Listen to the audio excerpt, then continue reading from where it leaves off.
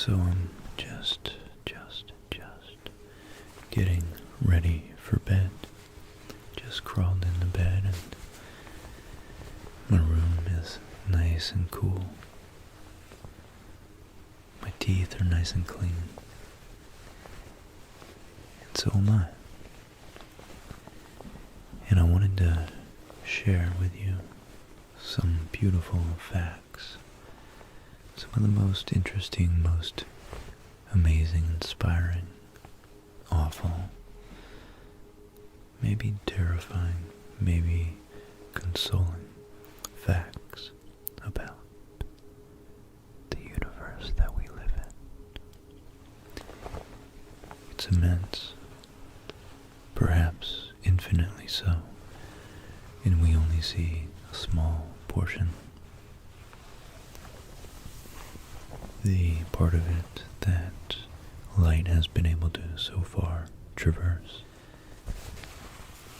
But I know you, just like me, are inspired and amazed. And let's just zone out and let's put aside any worries of the day tonight. And let's just drift into the cosmos of our mind as we think about the celestial phenomena out there.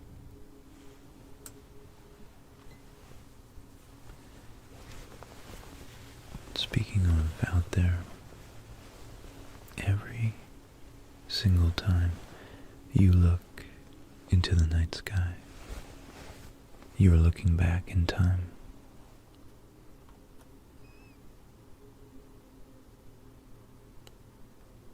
The nearest star to us is four light years away.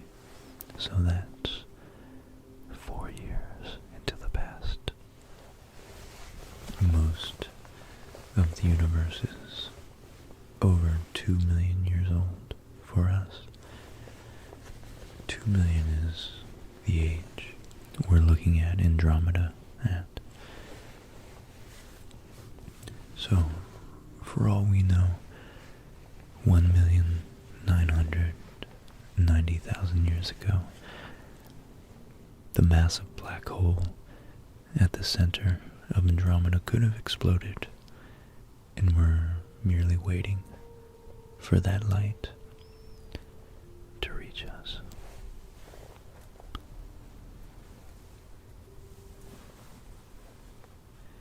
And in fact, using the miracle of science, the really atypical invention of science 500-600 years ago, we're able to look through the Hubble telescope billions, not just millions, but billions of years into the past. And if we look far enough back,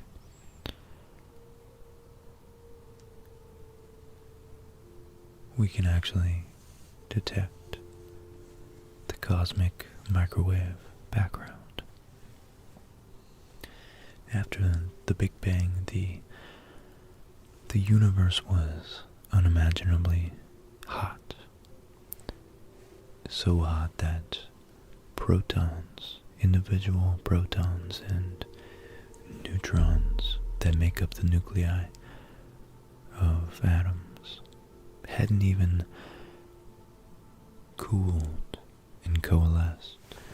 So this cosmic microwave background was from when the universe still hadn't recombined all of its subatomic particles. It was actually a hot plasma, a white, dense, hot plasma. This plasma was filled with a uniform glow. was like a white hot fog.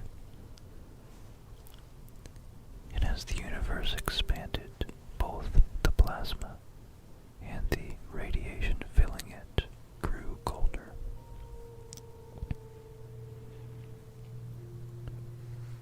When the universe grew cool enough, the protons and electrons combined to form neutral hydrogen atoms.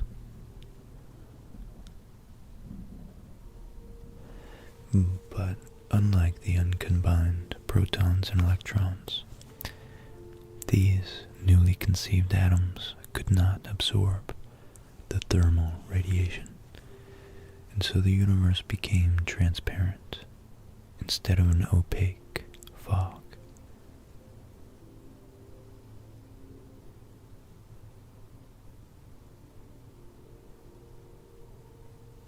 This is known as the time of the last scattering, and it actually appears on our old CRT television sets when it's tuned to a dead channel.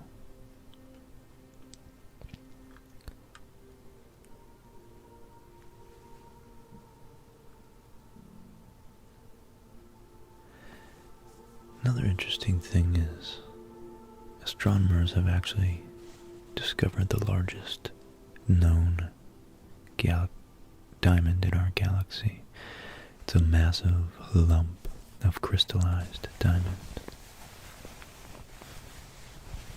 called BPM 37093. They named it Lucy after the Beatles song Lucy in the Sky with Diamonds. It's found 50 light years away in the constellation Centaurus. It's about 25,000 miles across.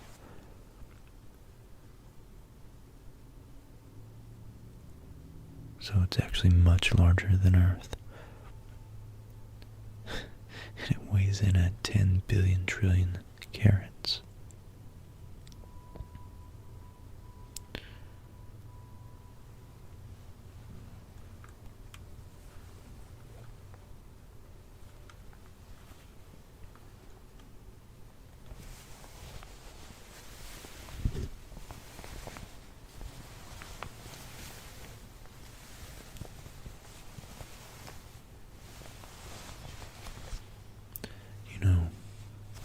We spin,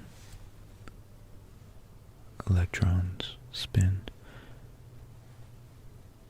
quarks spin, the sun spins, the entire solar system itself rotates around the galaxy that is spinning.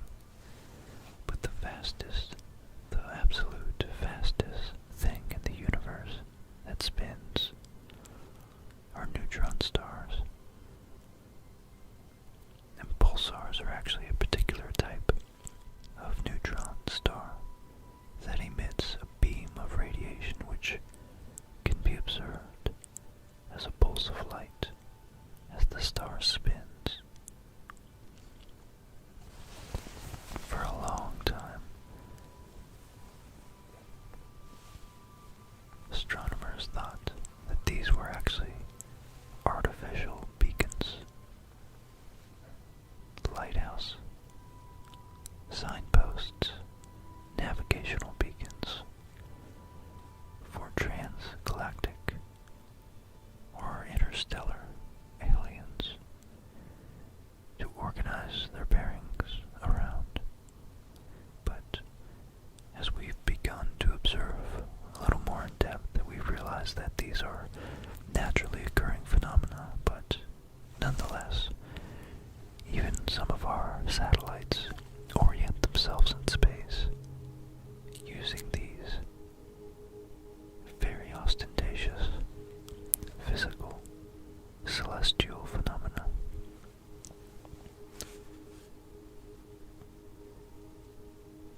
In fact, the fastest spinning of these pulsars, which has on its equator spinning at 24% of the speed of light.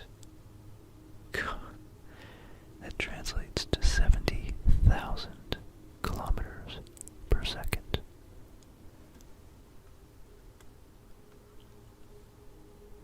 And these neutron stars, they're not just spinning fast. What's crazy is that they're so dense that a spoonful of neutron star weighs 1 billion tons. 1 billion tons. And speaking of dense objects, perhaps in the future we would be able to make black holes and then slowly absorb the Hawking radiation given off from it.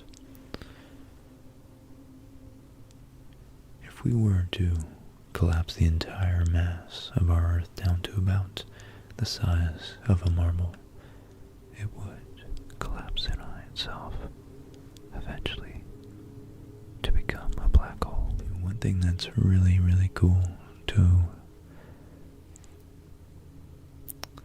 observe if you're lucky enough to be somewhere without light pollution is that the Andromeda Galaxy, the closest large comparable sized galaxy to our Milky Way, is actually 6 times larger than the moon in the night sky from our vantage point.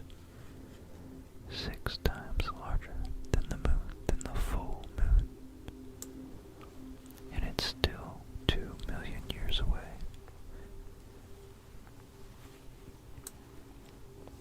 And what are galaxies but matter formed in the local pockets of really, really, really dense gravitational fields we call stars.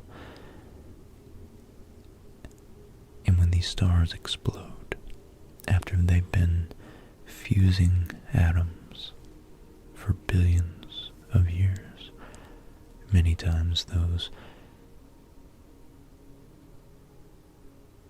regurgitating, those compellingly large explosions, they spark, they initiate the collapse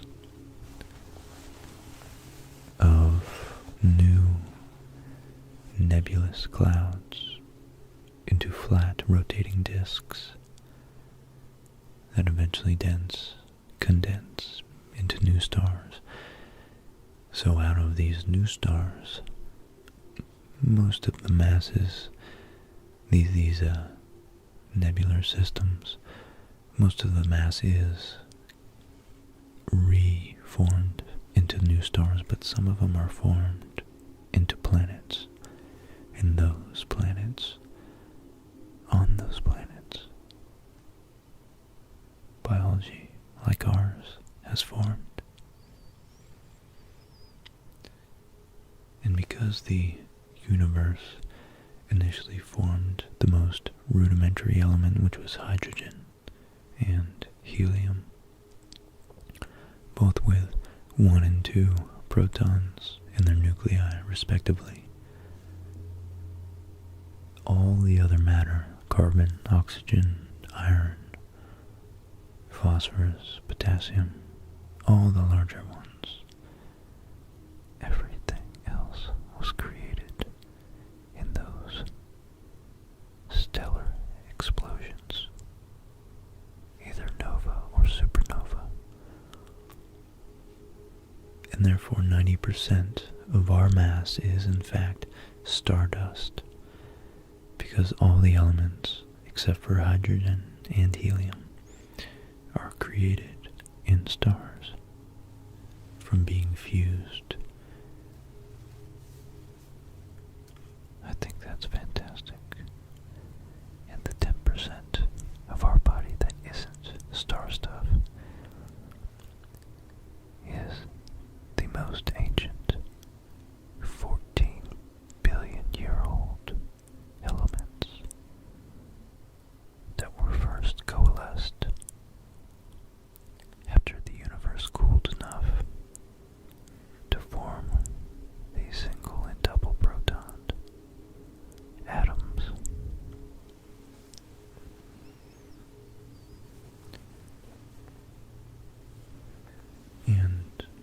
pretty, God, it's really just majestic to imagine that there will be a time, maybe 100,000 billion years from now, like 100 trillion years from now, that our universe will be so evolved and will have used up most of its material and matter in our stellar fusions. And so right now we're actually in a very special, very unique, very creative, chaotic, yet creative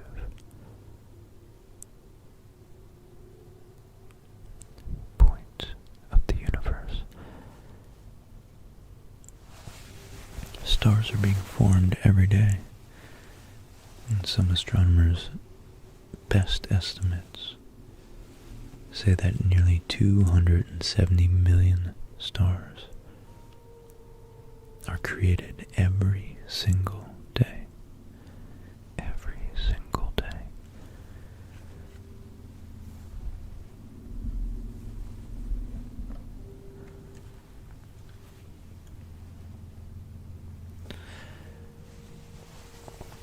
And that's why there's so many stars in our Milky Way. Our solar system itself takes about 225 million years to rotate just once around the Milky Way. In fact, the last time Earth was in its current position, dinosaurs were just beginning to roam Earth.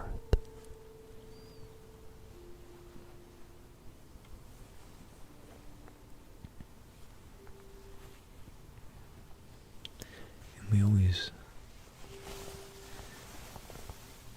try to lump a lot of the dinosaurs together because the geological timescales are so immense, so hard to fathom and differentiate 20 million from 200 million years. But in fact, the time difference between the great Tyrannosaurus rex and the plate-backed, horn-tailed Stegosaurus is actually greater than the time difference between the Tyrannosaurus rex and now. So these two animals never actually lived together.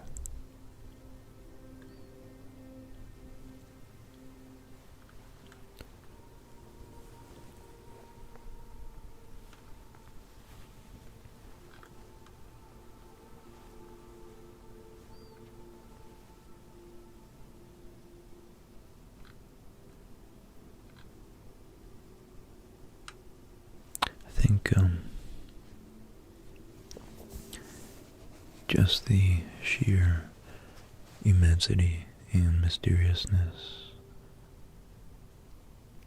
of our cosmic environment, both far and near, is enough to keep us going for days. But if we turn it into ourselves and our biology on Earth, so many just humbling, profound facts as well, such as there are more bacteria that live and work in 1 linear centimeter of your lower colon than all humans who have ever lived on Earth.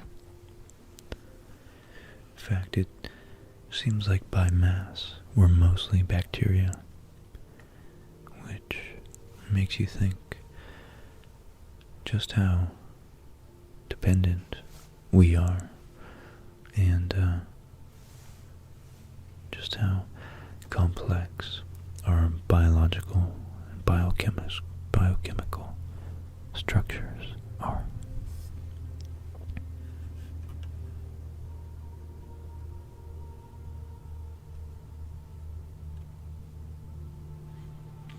Some scientists have discovered or have tried to perceive what it would be like and how space-time would be warped from being right near a black hole.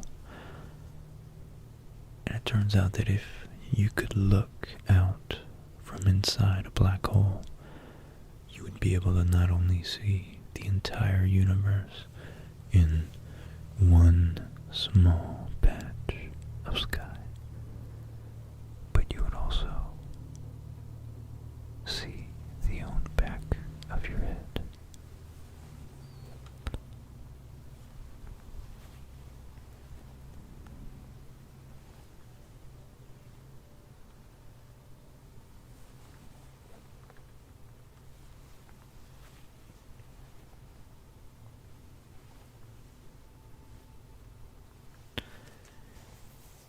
You know, another interesting thing about our Earth is that its rotation is slowing at a rate approximately 17 milliseconds a century.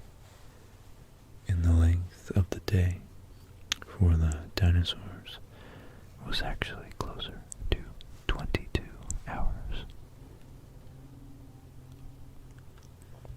But nonetheless, it's still pretty close to our modern day. And we, no doubt, have been adapted to sleep during these cycles.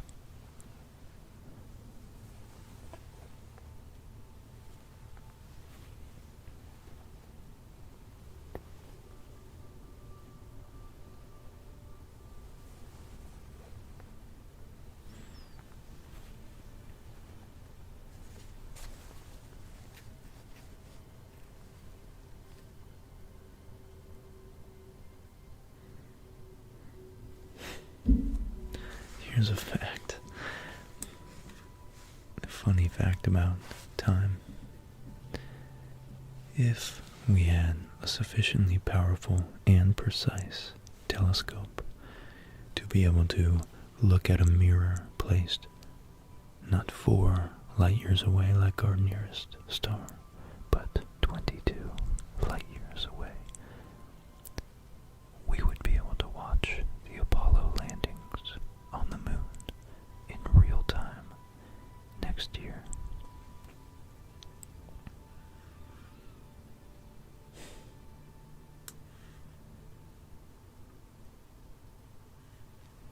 Sorry, in 2014.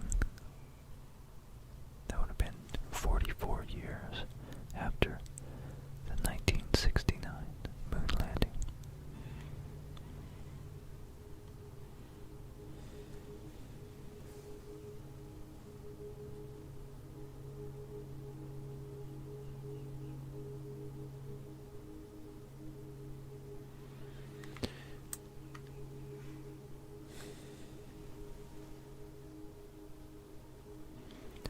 Current estimates regarding the number of stars in our galaxy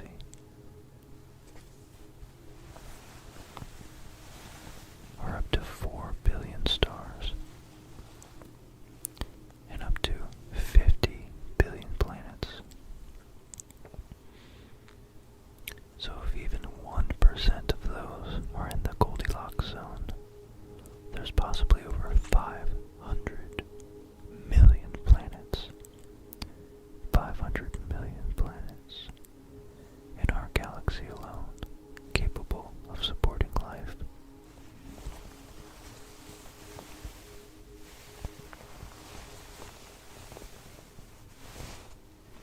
I think that's just so, God, that's so profound.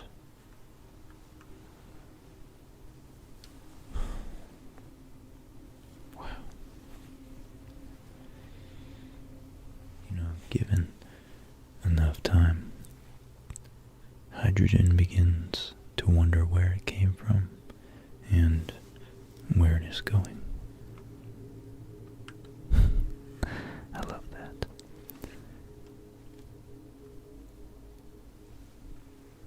If you really want a large perspective on yourself, you're currently on a 4.5 billion year old spaceship. A self-sufficient, organic, complex spaceship.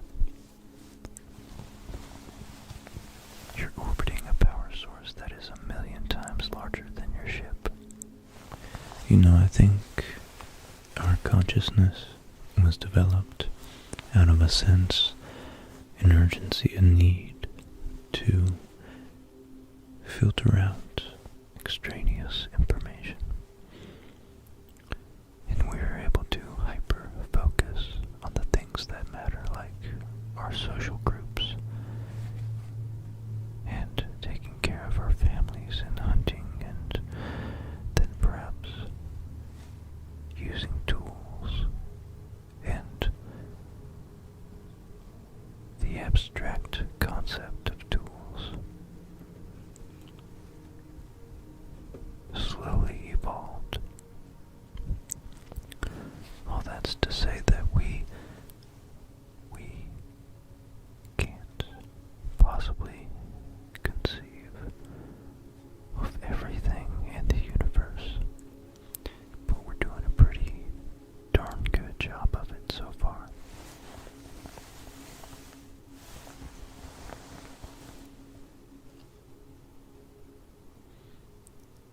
And I think the fact that there are 170 billion galaxies in the observable universe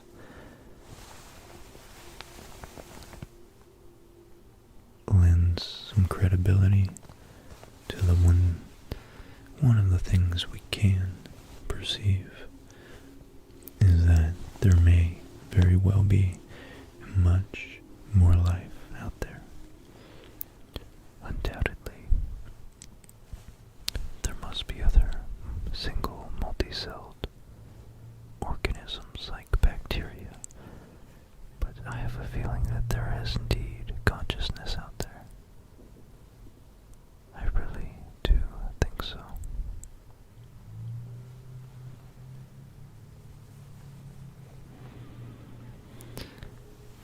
Because the universe, as entropic as it is, gravity is counteracting the entropy and coalescing matter, joining it together.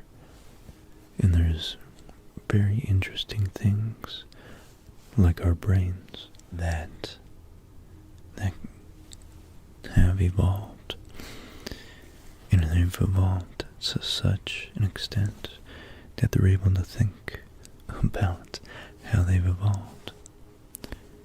And in fact, the human brain is the most complex object in the known universe, with 100 billion neurons. And between those 100 billion neurons, there is a quadrillion connections. And we still know very little about this organic supercomputer and how it operates. But we do know the human brain is the most complicated thing we've ever discovered.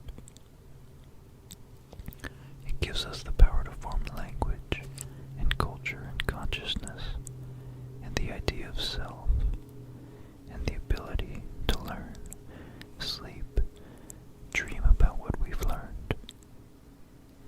And during our dreams, it automatically, I suppose with the help of some of our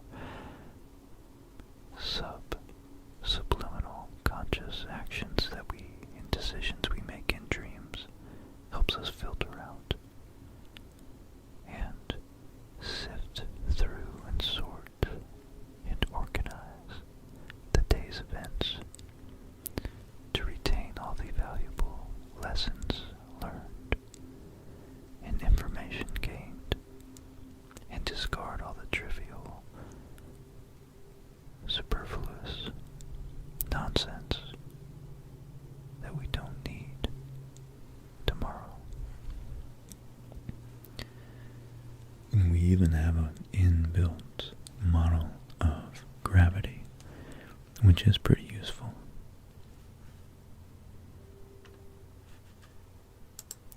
Now this whole time, as far as I know, I'm gonna edit this so that you've been looking at the Voyager spacecraft record.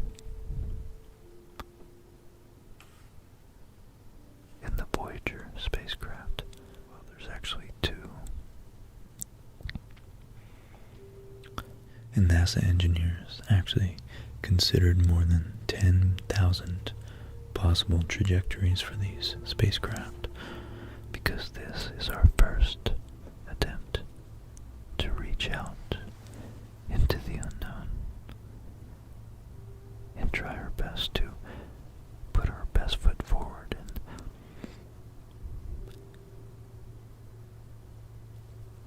extend a welcome hand to any intelligent life that may stumble across it. So the NASA engineers decided to do as many things simultaneously with this profound mission, which extended our culture to the stars, extended our culture all the way out into the galaxy. In our first attempt, the engineers needed to chart a precise course that would take the Voyager close to the planets, but not so close that the next leg of the journey was compromised. And actually, Voyager 1 was able to fly close enough to Saturn and Jupiter and still be propelled towards interstellar space.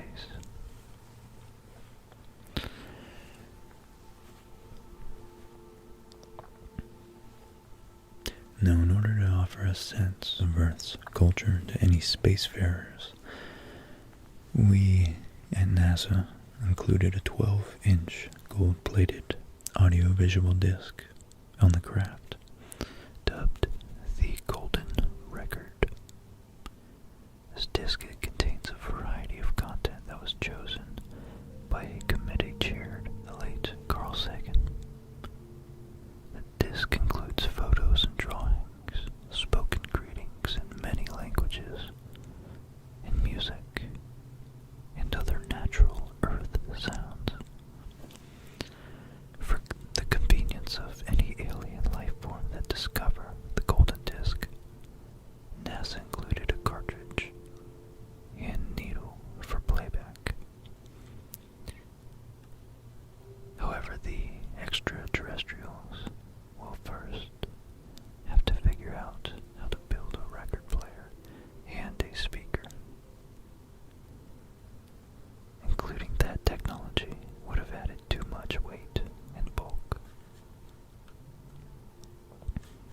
So Andrew Ian, Carl Sagan's spouse, recalled that telling humanity's story was a sacred undertaking. She and Carl Sagan, in their group of, as she calls them, half a dozen very flawed human beings, had taken it upon themselves to represent humanity as a culture and as an aesthetic, to explain to anything that might be out there who and what we're all about. They arrived at the idea during a meeting of the American Astronomical Society in January of 1977. The Voyager probes would launch in late August, so representing the entirety of human achievement in a single recording would have had to be done quickly. So the group, as humans are wont to do, divided the labor. John Lomberg was in charge of assembling pictures of Earth. Timothy Ferris selected the music and Andrewian, the project's creative director, and later the co-writer of Cosmos, of course, oversaw the record's Sounds of Earth. Linda Salzman collected greetings from people around the world, and Sagan himself served as the liaison between them and NASA. The team set about researching, talking to historians and artists and ethnomusicologists.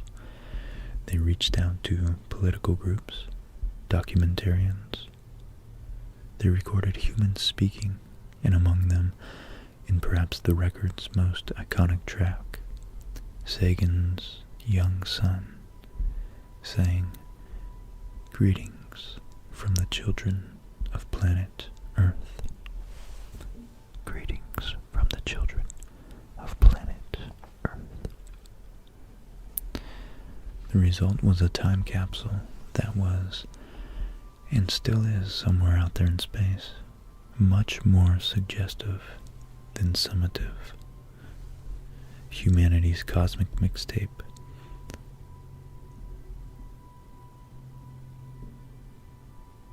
It's blasted from Earth in 1977 with the Voyager spacecraft. The record shares the tweetings of birds, the calls of humpback whales, and the hootings of chimpanzees. It includes Salzman's work spoken. It includes Salzman's work spoken greetings of Earthlings rendered in 55 languages, starting with the Akkadian, spoken in Sumer about 6,000 years ago, and culminating with Wu, a modern Chinese dialect. And there's 90 minutes of music, including classical tunes from cultures around the globe.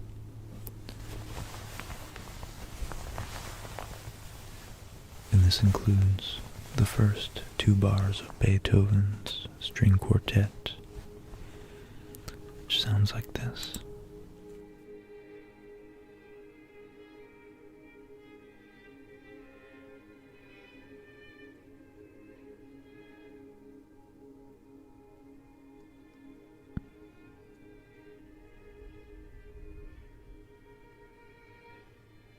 First 2 bars of Beethoven's string quartet number 13 in B flat.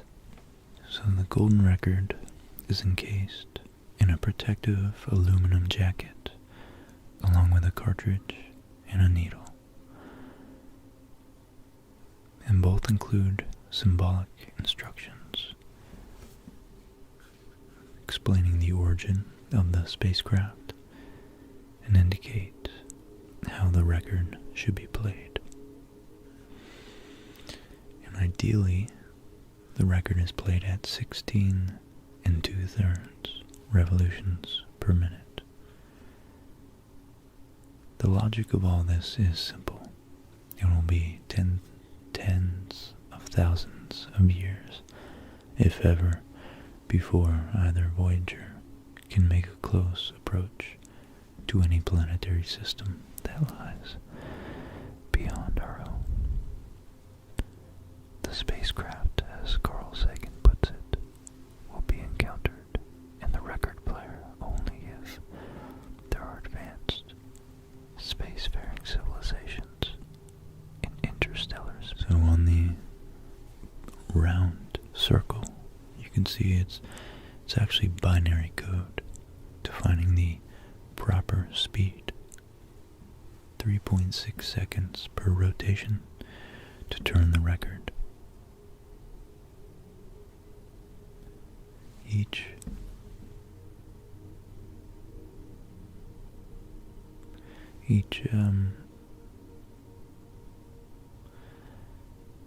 radial line stands for a 1. Each circumferential line, or horizontal looking line, stands for a 0.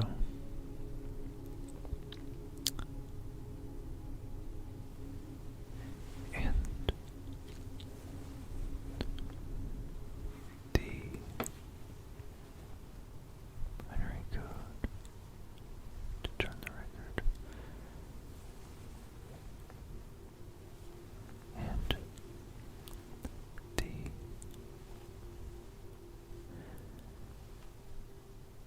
time period associated with the fundamental transition of the hydrogen atom is 0.70 times 10 to the negative 9th seconds is expressed. And there we can see the outline of the stylus to play the record as well. And just to be clear, they included an elevation view of the cartridge, a kind of profile view. And then, speaking of pulsars, as we did earlier, they actually used 14 different pulsars of known directions to triangulate, or whatever the word for 14 directions of alignment would be, our sun from them. The binary code actually defines the frequency of the pulsars. And then on the right, or the part I'm looking at, the one that looks more like a heartbeat diagram, whatever, the cardiac graph, is the general appearance of waveform of video signals found on the recording. And the binary code tells of the time scan about 8 milliseconds. And the triangular sawtooth waveform is the scan triggering. Then the video image in the top rectangle with a little bit of lines at the left and a smaller amount at the right is the video image frame showing direction of scan. In binary code indicates time of each scan sweep, 512 vertical lines per complete picture. And if properly decoded, the first image will appear as a circle. And then lastly, the little barbell at the bottom, 2 circles connected by a line, is the diagram that illustrates the 2 lowest states of the hydrogen atom. The vertical lines with the dots indicates the spin moments of the proton and electron. The transition time from one state to the other provides the fundamental clock reference used in all the cover diagrams and decoded pictures. So that's just really very cool, very simple, pretty quite brilliant actually, that they knew they could stick with a constant, something that's a constant across the entire universe, or at least that we have observed would be a constant in our galaxy. The fundamental time it takes for the hydrogen atom to transition from one electron configuration to the next least energetic state.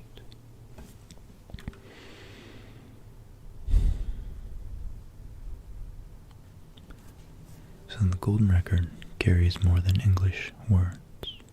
They carry our culture, and they carry the transcendent aspects of human existence.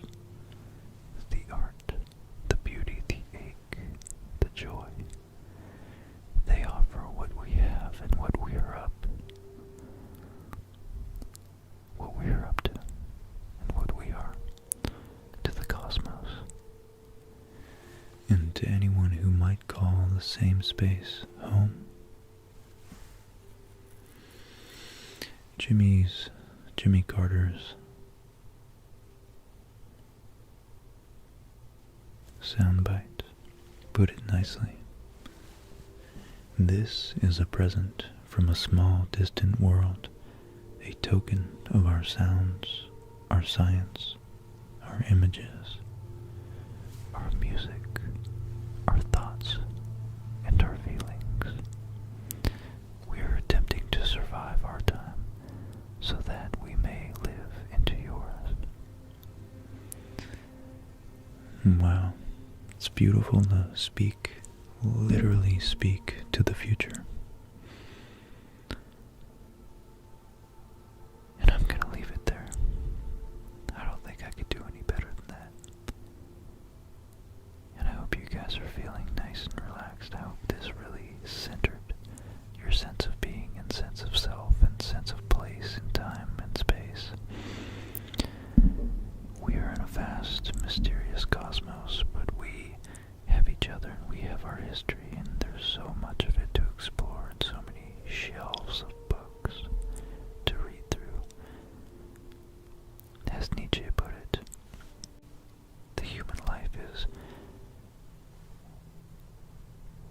packed with so much to explore that even hundreds of years still wouldn't yield boredom.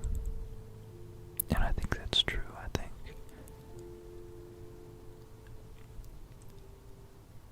our capacity to think, discover, explore, condense and synthesize information into what we already know. The act of exploration, the act of sharing the exploits and the treasure from what we have explored and from the things that we have created from the unknown is what makes and what continues to drive us to search around that ever enticing corner we have yet to turn. So I hope you guys have a wonderful night, and I'll see you next time. Thank you so much for watching and for all your support. I take it to heart, I really do. It means the world to connect with all of you, every single one of you, seriously. Thank you. Good night.